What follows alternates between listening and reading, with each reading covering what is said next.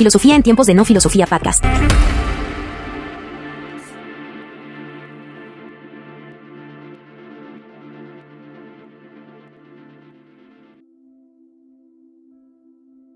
Bienvenidos al episodio número 18 de enero de 2025.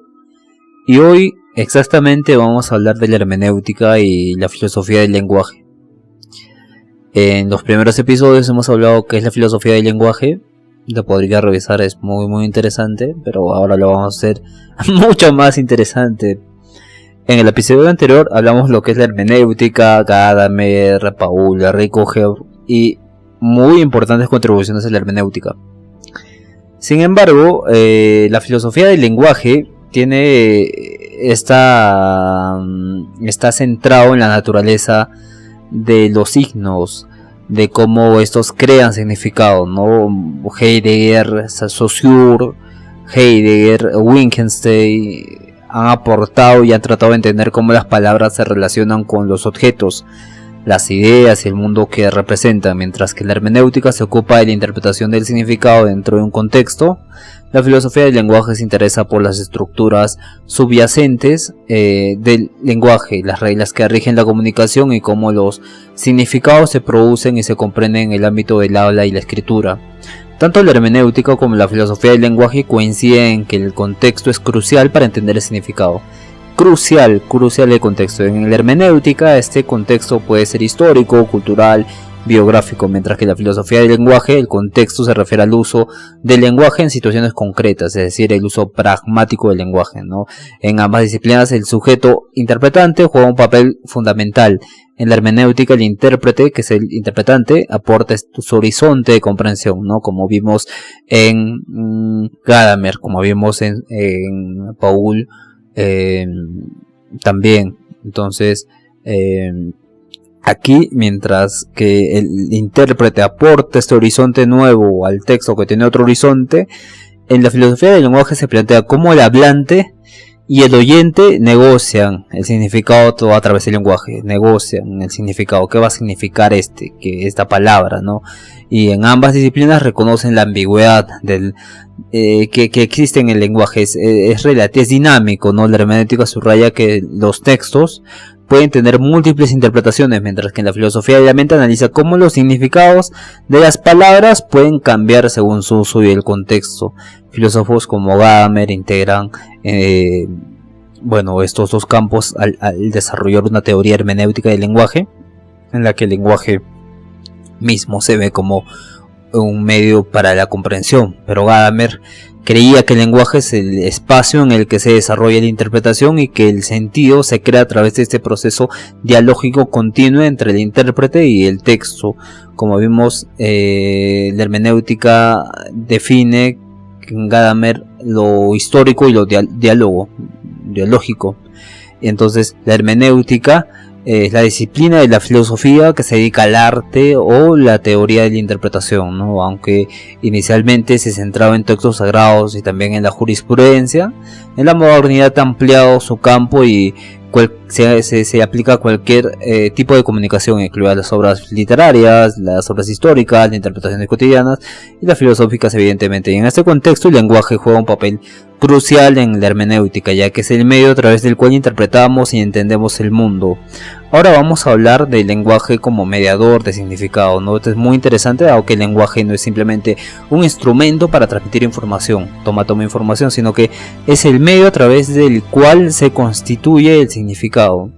Y esto es realmente interesante. Esto significa que el lenguaje no solo describe el mundo, sino que estructura nuestra comprensión del mundo. Y el filósofo Gadamer, Hans-Georg Gadamer, uno de los principales exponentes de la hermenéutica moderna, ha afirmado que el lenguaje forma la experiencia humana. El lenguaje forma la experiencia humana.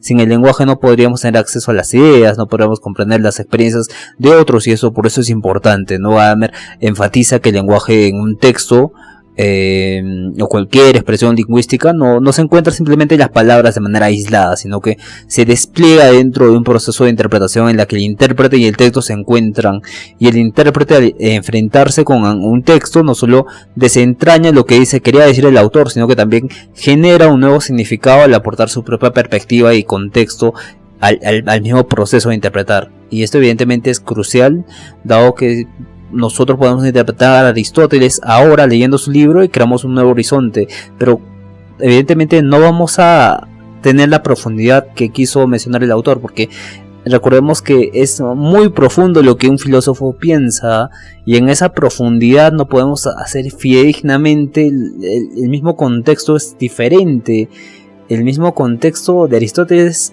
completamente distinto incluso para los medievales, ¿no?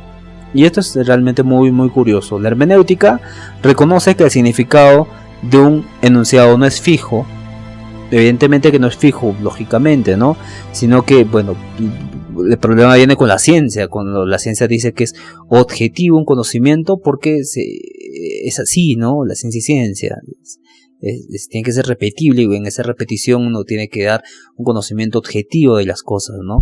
Ahí ya cambia un poco con la ciencia, pero con el paso de la ciencia también es dinámica y no es fija, dado que nuevos descubrimientos pueden ampliar, pueden modificar una teoría, y eso evidentemente es muy también, no es absolutista, no es la ciencia como no tiene la verdad fija, sino que es cambiante y dinámica también. Entonces esto implica que las palabras no tienen un solo significado universal, sino que su interpretación depende del horizonte del intérprete, ¿no? Van a descubrir acá de 500 años algo muy interesante que le van a dar otro significado, y Gadamer introduce también, bueno, lo mismo pasó con nosotros hace 1500 años, con lo que se conocía de los textos aristotélicos, ¿no?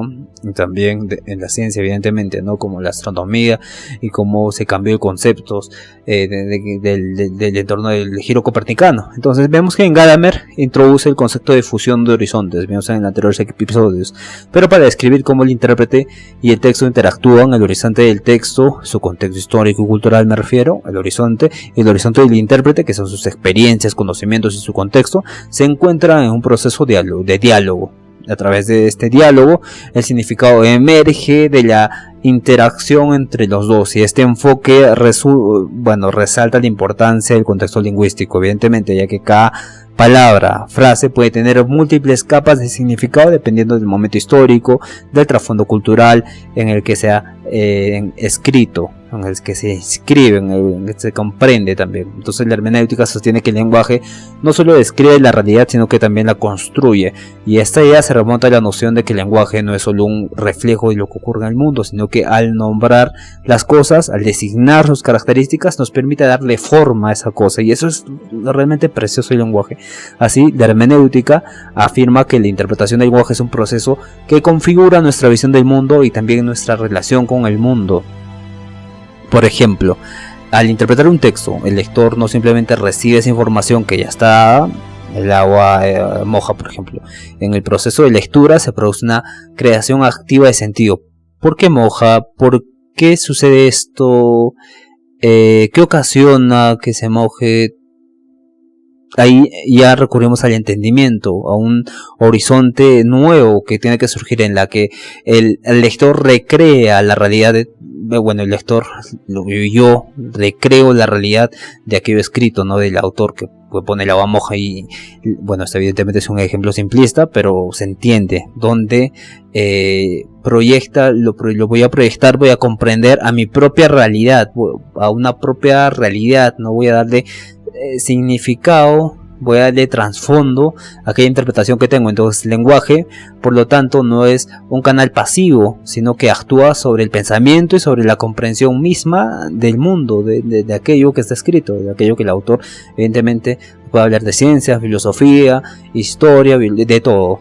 Y la hermenéutica también subraya la importancia del lenguaje como un proceso no cerrado ni definitivo, ¿no? Y esto es lo importante, por donde cada interpretación es en cierto modo provisional y abierta a nuevas lecturas, a nueva revisión, a nueva interpretación, y esto se debe a que el lenguaje es inherentemente ambiguo y flexible, y el sentido de una expresión lingüística puede cambiar con el tiempo, ¿no? En las funciones, las circunstancias de la interpretación o de los intérpretes que vivan en ese momento, y el proceso de interpretación es por lo tanto dinámico. Lo que entendemos hoy sobre un texto o una expresión no es necesariamente lo que se entenderá mañana, y esta apertura a la interpretación es una característica clave de la hermenéutica, que se aleja de una interpretación rígida y busca en cambio una comprensión más amplia, más enriquecida, siempre dispuesta a incorporar nuevos significados a medida que el contexto cambia. También la relación entre la hermenéutica y la filosofía de la mente es fundamental, dado que en la reflexión filosófica contemporánea, ya que ambas disciplinas se ocupan del análisis de cómo los seres humanos comprenden, interpretan y se comunican a través del lenguaje, aquí estos enfoques diferentes, aunque también relacionados por los mismos signos, los mismos significados, están profundamente interconectados, ya que ambas buscan entender cómo el lenguaje evidentemente es para ambos, estructura nuestra comprensión del mundo y cómo se produce el significado, ¿no?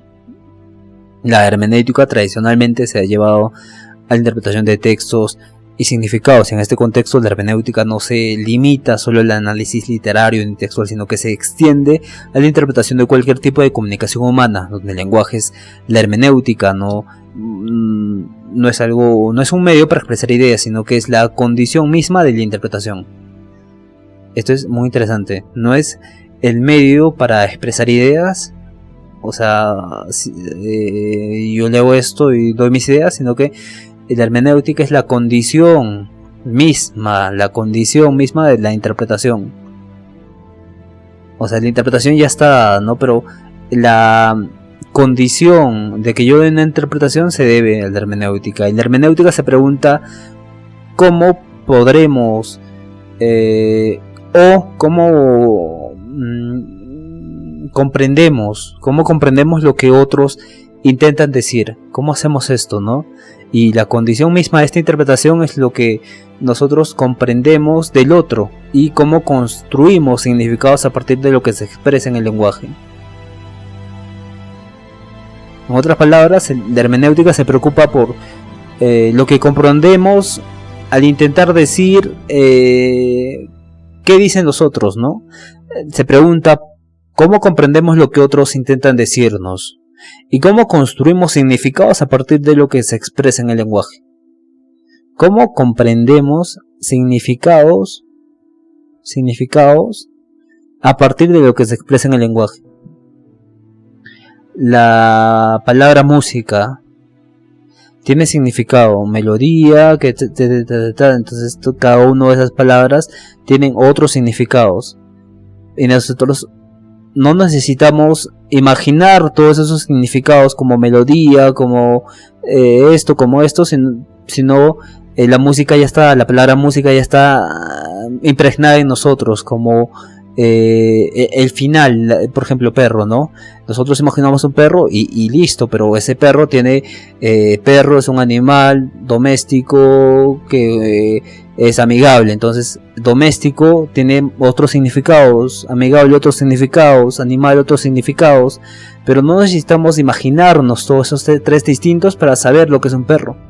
Y eso es la condición misma de la interpretación, esta condición de generar una comprensión de lo que otros intentan decirnos y construimos significados a partir de lo que se expresa en el lenguaje. Pero el lenguaje es algo mucho más complejo que la filosofía del lenguaje estudia, o que es el estudio de los signos lingüísticos, su estructura, las reglas que determinan su funcionamiento. Entonces filósofos como Saussure, Ferdinand Saussure, Ludwig Wittgenstein y Martin Heidegger intentan ver este problema, ¿no? Que también han sido cruciales para la hermenéutica, evidentemente, pero se preguntan cómo las palabras se relacionan con el mundo y con las experiencias humanas, cómo hacen. Entonces la filosofía del lenguaje no se limita solo a la interpretación de textos, sino que busca entender cómo los signos lingüísticos tienen significado y cómo ese significado está condicionado por el uso y también a pesar de considerar por el uso, también por las reglas del lenguaje. Y es increíble esto. Bien, ahora vamos a hacer hincapié en el contexto histórico, cultural y personal relacionado al contexto y el uso del lenguaje. En el lenguaje todos lo utilizamos, ¿no? Es universal, y en ese sentido la interpretación de un texto o una expresión lingüística siempre está condicionada a los antecedentes del intérprete, el momento histórico en el que se produce el acto interpretativo, ¿no? El concepto de fusión de horizontes propuesto por Gadamer que vimos resalta cómo la comprensión de un texto se da mediante el diálogo entre el contexto del autor, o sea, su horizonte, y del intérprete, también con su contexto, con su horizonte, ¿no? Y en la filosofía del lenguaje, el contexto también es crucial, especialmente en la obra de Wittgenstein, que plantea que el lenguaje es, el lenguaje de una palabra está determinado por el uso de este lenguaje. Según Wittgenstein, las palabras adquieren su sentido en un juego lingüístico determinado por las prácticas sociales, ¿no? Y esto, y el uso de estos términos, por lo tanto, no depende de las reglas gramaticales, sino de cómo se utiliza en distintas situaciones comunicativas. Pasa evidentemente por un proceso dialéctico, de sintaxis y demás, ¿no? La situación comunicativa ya implica el uso de signos, el uso de gestos, y este uso parece tener un significado contextual, un significado propio del contexto donde se lo dice. Y esto es evidentemente algo muy interesante de analizar, ¿no? Cómo se crea entonces el significado colectivo de un término o de un signo, ¿no? Por ejemplo,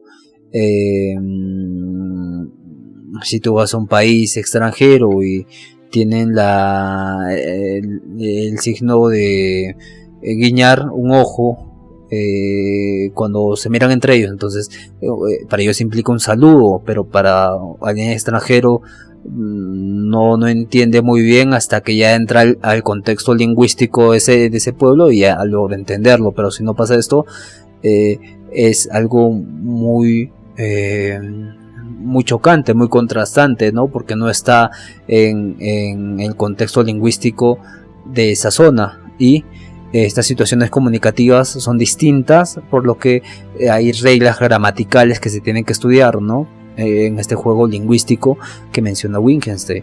Y la hermenéutica también sostiene que el lenguaje no solo describe la realidad, ¿no? Sino que la construye, y esto evidentemente es algo muy interesante para Heidegger, que influyó tanto en la hermenéutica como en la filosofía del lenguaje, porque afirma que el lenguaje es la casa del ser.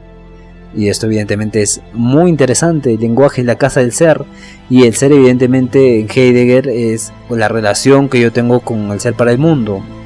Por ejemplo, yo estoy sentado acá en mi escritorio, tengo mis cositas y uso esta mesa para trabajar, pero esta mesa a las 12 del día me sirve para comer, y en la noche me sirve para dormir, y en la madrugada me sirve como pieza de ajedrez, y más adelante esta mesa me sirve para hacer leña, y más adelante puede servir para varias cosas. Entonces yo estoy relacionándome con la mesa en una forma fenoménica, donde tiene sentido la mesa cuando yo estoy usando la mesa para comer, cuando yo estoy usando la mesa para trabajar, cuando yo estoy usando la mesa para la actividad que estoy realizando en ese momento. Y en ese momento el ser se manifiesta en uno, en esta interacción entre la cosa y yo. Y evidentemente, cuando Heidegger dice que el lenguaje es la casa del ser, habla de algo mucho más profundo.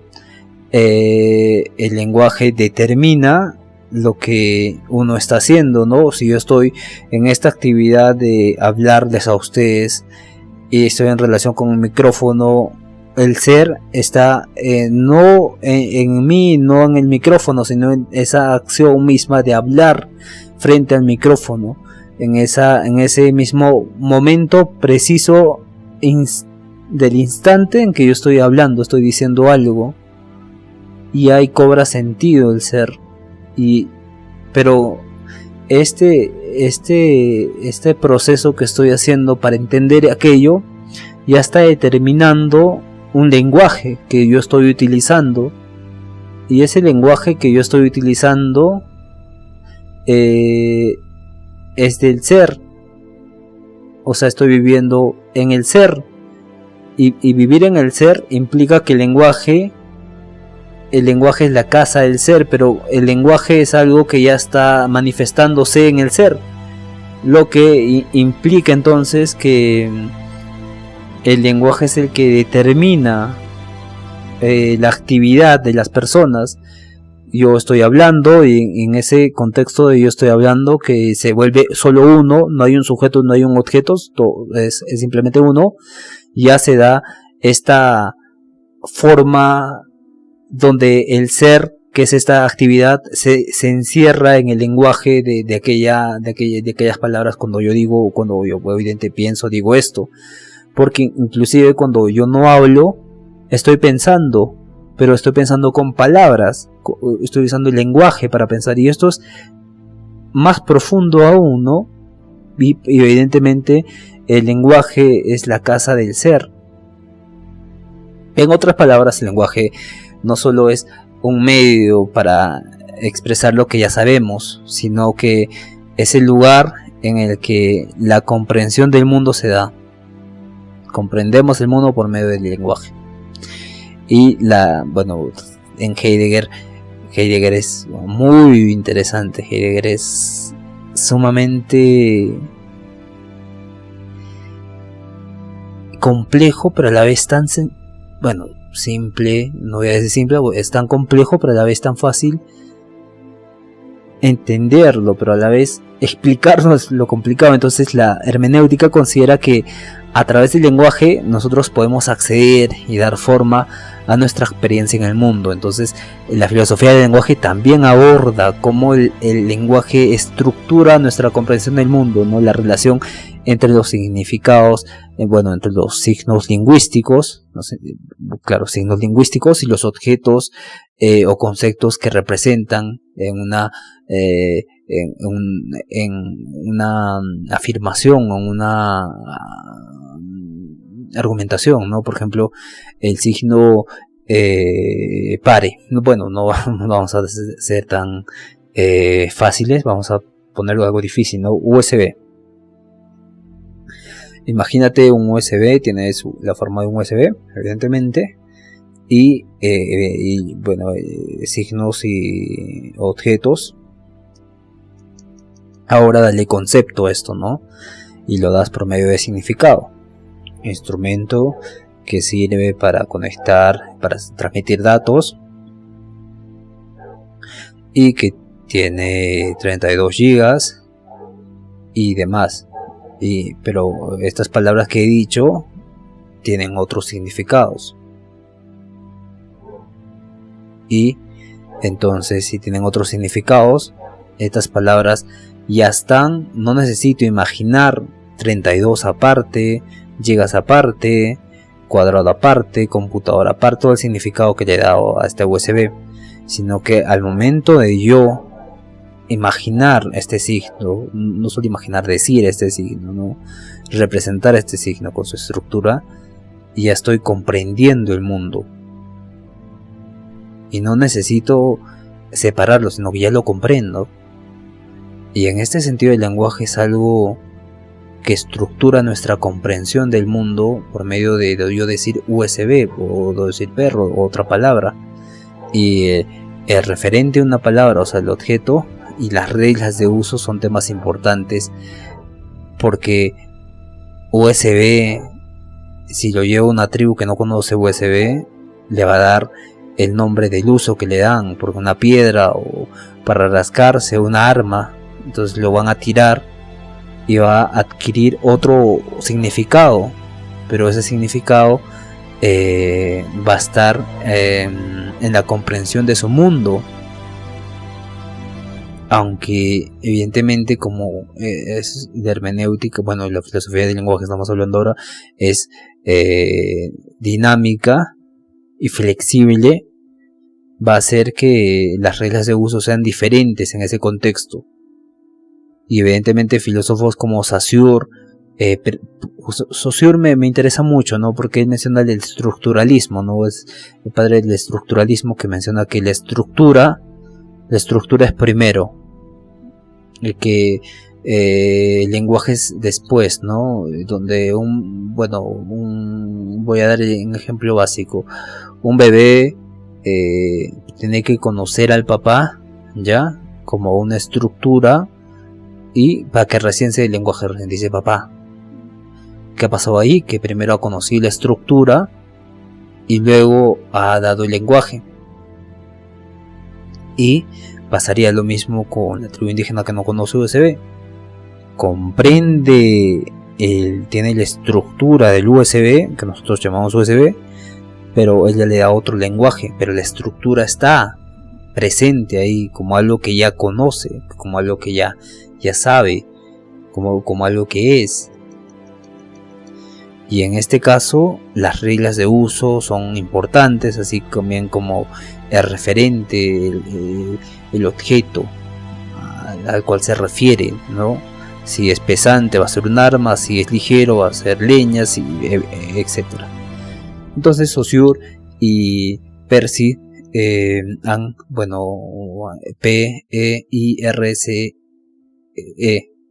Peirce, han reflexionado sobre cómo el signo, que es la palabra, se relaciona con su referente y cómo el significado se construye a partir de esa relación. La palabra USB con la referencia de USB, lo referente, la imaginación que tenemos de USB, ¿no? La abstracción. Muy interesante. Entonces la hermenéutica reconoce que el lenguaje es inherentemente ambiguo y abierto a múltiples interpretaciones. Entonces la interpretación no es un proceso cerrado, sino que se caracteriza por una apertura constante. Y según Gadamer, el significado de un texto nunca se agota. Y esto es evidentemente muy interesante y muy complejo, porque ya nos está diciendo que los seres humanos somos distintos y no va a haber dos seres humanos iguales, y siempre es posible descubrir nuevas interpretaciones. Hablamos de la infinitud de la mente humana como una sola, como la capacidad que tenemos todos. Todos tenemos las mismas neuronas, todos tenemos esto, pero la interpretación es infinita. Entonces, ¿cómo explicas lo infinito en lo finito? Muy interesante. Entonces, la ambigüedad y la multiplicidad de significados en el lenguaje son vistas no como obstáculos, sino como oportunidades para profundizar en la comprensión aún más y más. Imagínate cuántas personas antes de usted estaban en la Tierra. ¿Y cuántas de esas personas han leído a Platón? Imagínese cuántas personas saben de Platón, han sabido de Platón. Millones de millones de millones de millones de millones de millones de millones de personas. Hablamos más de 2000 años. Eso es mucho. Eso es extremadamente inimaginable, pero lo imaginamos, lo comprendemos sobre todo. Y al comprenderlo, se genera un tipo de conciencia del tiempo, pero a la vez esta conciencia del tiempo está regida por la conciencia del significado de lo que acabo de decir, o sea, por el lenguaje. Y el lenguaje está determinado por el entendimiento que co-crea también la realidad, que co-crea la reflexión de entender que existen millones de personas que han leído a Platón. Y es tan hermoso esto que podemos nosotros pensar que estamos siendo la última, no voy a pasarme tampoco, no estamos siendo como somos la herencia de millones de millones de millones de personas, de interpretación de qué dice Platón. Y eso constituye algo muy profundo, ¿no? Es algo muy interesante, no solo de analizar, sino de entender, ¿no? De entender que parece que la mente humana o esta parte de los procesos mentales son muy complejos, pero a la vez tan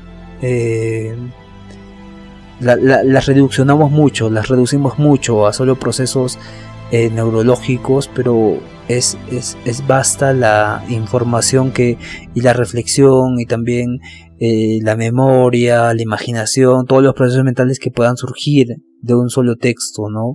O del entendimiento sobre reflexiones que nos vamos haciendo a lo largo de la vida. Y en la filosofía del lenguaje esta ambigüedad también es muy reconocida, pero se enfoca más en cómo las palabras pueden tener significados múltiples. Evidentemente en la filosofía del lenguaje se estudia la estructura y las reglas, pero en la hermenéutica ya hace esta suerte de oportunidad para profundizar en la comprensión, ¿no? La comprensión es algo extremadamente interesante, y como Gadamer diría, ¿no? La comprensión es un proceso histórico y también un proceso dialógico, ¿no? Y esto evidentemente es muy curioso. Bien, vamos a continuar entonces con Wittgenstein, porque él evidentemente es el filósofo del lenguaje más reconocido, el filósofo del lenguaje más reconocido, ¿no? Donde ha destacado que los términos lingüísticos pueden ser indeterminados. Como ya vimos el ejemplo del USB también, ¿no? Y que la flexibilidad del lenguaje es fundamental para el funcionamiento en la vida cotidiana. Para que funcionemos en la vida cotidiana correctamente necesitamos este funcionamiento, ¿no? Del lenguaje, la flexibilidad que le damos también. Bien, vamos a hablar ahora de la fusión de perspectivas, ¿no? Cómo fusionamos entonces la hermenéutica y la filosofía del lenguaje. Bueno, evidentemente, como se ha podido dar cuenta, estas dos ramas se complementan, ¿no? Al ofrecer dos formas de abordar cómo el lenguaje genera y transmite el significado. Entonces la hermenéutica aporta una perspectiva interpretativa centrada en la relación entre el intérprete y el texto, mientras que la filosofía del lenguaje se interesa más por la estructura lógica y las reglas que rigen la formación del significado en el lenguaje, ¿no? Juntas, estas disciplinas permiten un análisis más completo y matizado de cómo entendemos y usamos el lenguaje. De lo que no hablamos es de la hermenéutica en la teoría crítica. Hablamos un poco de la escuela de Frankfurt, que sus exponentes son Max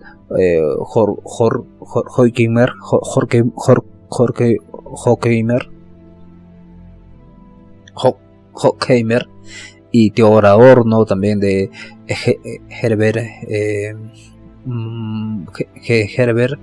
Marcuse, que constituyen una de las influencias más directas de la teoría crítica del siglo XX. Aunque esos filósofos no se dedican directamente a la hermenéutica, la preocupación por la interpretación, el contexto histórico de las ideas sociales y políticas fue central en su trabajo, lo cual está estrechamente relacionado con los procesos hermenéuticos, dado que su análisis crítico de la sociedad capitalista y una cultura dominante se alineó con la comprensión interpretativa de los textos y las prácticas sociales que se daban en esta interpretación de estos estados dominantes, esta cultura dominante. En la tradición crítica, la hermenéutica ha jugado un papel muy interesante, porque la dialéctica de la ilustración en esta obra de Horkheimer y Adorno han criticado la racionalidad instrumental de la modernidad, ¿no? Y su relación con las estructuras de poder. Para ellos, la interpretación de la cultura, la religión y la política no debe ser un ejercicio descriptivo, sino una práctica crítica que revele las contradicciones inherentes a la ideología dominante. Y influidos por la hermenéutica, estos teóricos críticos reconocieron que la emancipación humana no solo debe depender de la transformación material de la sociedad, sino que también de una forma en la que será la comprensión de esos sistemas simbólicos, ¿no? Y de las formas de interpretación que subyacen a las prácticas sociales, ¿no? que se manifiestan en las prácticas sociales, así como la crítica se orienta hacia el desenmascaramiento de estas ideologías que trataban de distorsionar una realidad, la comprensión de la realidad. Había, ¿no?, que promover una libertad a los que promovían interpretativamente esta opresión esta opresión, estas formas de interpretación que promueven la opresión, ¿no? Y evidentemente la escuela de Frankfurt ha sido fundamental para ir en contra de este sistema dominante, de la cultura dominante, ¿no? Este intento de ir contra las sociedades capitalistas, ¿no? Esta crítica de la sociedad capitalista, de esta cultura dominante. Bien, también hablamos de Gadamer y Paul Ricoeur en el anterior episodio, que evidentemente no está de más también recordar un poco, ¿no? Como para cerrar el episodio de hoy, ¿no? Gadamer nos habla de la fusión de horizontes, que este es relevante para la teoría crítica porque implica que la interpretación de los textos y los fenómenos sociales no es algo que se pueda hacer desde una perspectiva objetiva o neutral, y la interpretación está influida siempre por el horizonte del intérprete, su cultura, su contexto, cuestiones personales y demás, es decir, esta parte social cultural del intérprete, y eso significa que cualquier intento de interpretar la realidad social y política está mediado siempre por condiciones históricas y luchas de poder. Desde esta perspectiva, la hermenéutica se convierte en una forma de analizar cómo los sistemas de poder constituyen significados, ¿no? Y cómo estos pueden ser cuestionados y reinterpretados en favor de una emancipación social. Ricoeur y la interpretación crítica es también muy importante porque incorpora la hermenéutica a este enfoque filosófico de la interpretación crítica, destacando que la relación entre la narrativa y la emancipación es fundamental, ¿no? Dado que los relatos sociales, políticos, históricos son cruciales en la construcción de la identidad colectiva, y la interpretación crítica de estos relatos es la forma de revelar nuevas posibilidades de acción y de romper las normativas dominantes que imponen una visión unificada y restringida de la realidad. Y así la hermenéutica se convierte ahora en una herramienta poderosa para de construir o inhabilitar la antigua identidad colectiva de las narrativas opresivas que se estaban dando para favorecer esta identidad, y ofrece un espacio para una revolución interpretativa. De este modo cambiamos esta identidad colectiva, que es muy muy interesante también. Bien, nos vamos a ver en el episodio número 19, el día de mañana, y vamos a hablar de la hermenéutica en la práctica, en las aplicaciones contemporáneas que vamos a tener.